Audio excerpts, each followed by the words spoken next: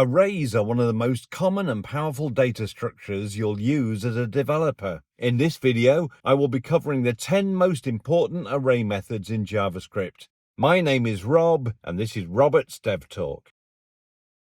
Number 1. The filter method. The filter method lets you create a new array by including only the elements that meet a certain condition. For example, let's look at our array of people and filter out all people who are 18 years or older. So we type people.filter, and where the age is greater than or equal to 18. The output, we've got Alice, Charlie, and Eve, of course. Now let's take this one step further and look at number 2, the map method. This is an incredibly powerful method which you'll use time and time again. The map method transforms each element in an array and creates a new array. Let's extract just the names of the people. Here we can use the people.map and we map the person.name. So the output we've got is Alice, Bob, Charlie, Diana, and Eve. But map is most commonly used when you're dealing with a framework like React. Here's a simple example of using the map function to return HTML.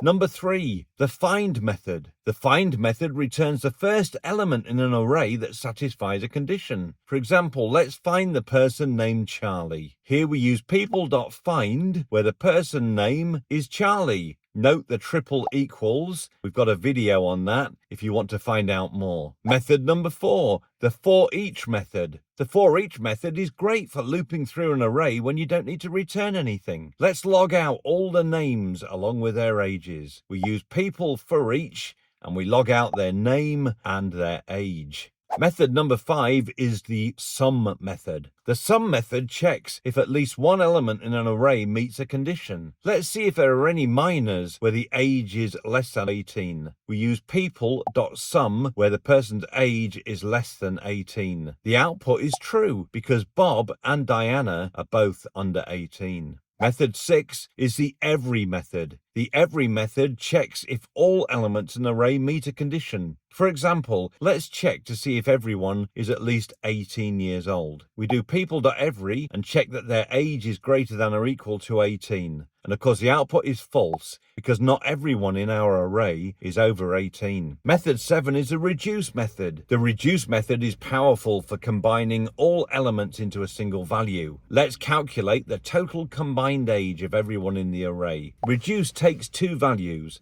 the callback function, which adds the age to the total, and the starting value, in this case 0. What's the output? 107.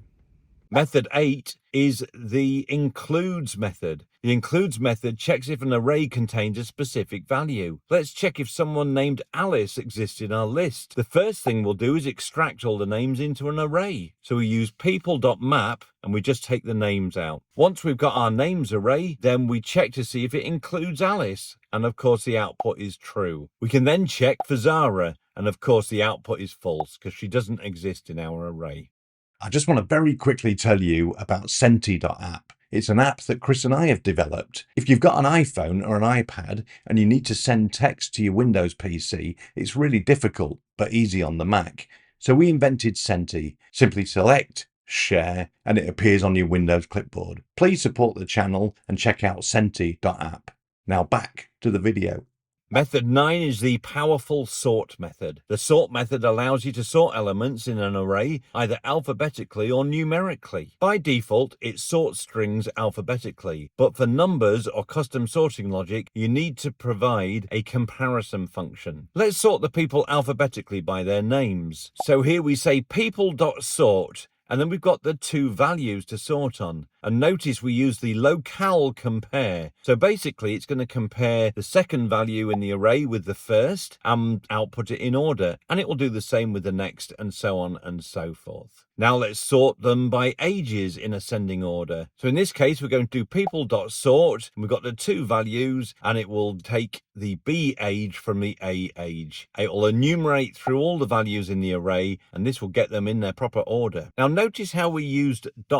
people in square brackets to create a copy of the original array, so it doesn't get modified. This is called the spread operator. It's not really a method, but powerful to know. And that's our last one in our top 10. The spread operator makes it easy to update specific elements in an array without modifying the original array. Let's say we want to update Bob's age to 18. Here's how we can do it. We can do people.map, and then we can check to see if a person's name is Bob. Then we can use the spread operator to return the person from the array, but set their age to 18. Now when we output the updated people, you'll see that Bob's age has changed to 18. This approach keeps the original object intact while creating a new object with updated properties. So there you have it, 10 must-know JavaScript array methods that will make your coding life so much easier. If you found this video helpful, don't forget to like, subscribe, and share it with other developers who might benefit from it. Let me know in the comments which methods are your favorite and if there's another one you'd like me to cover.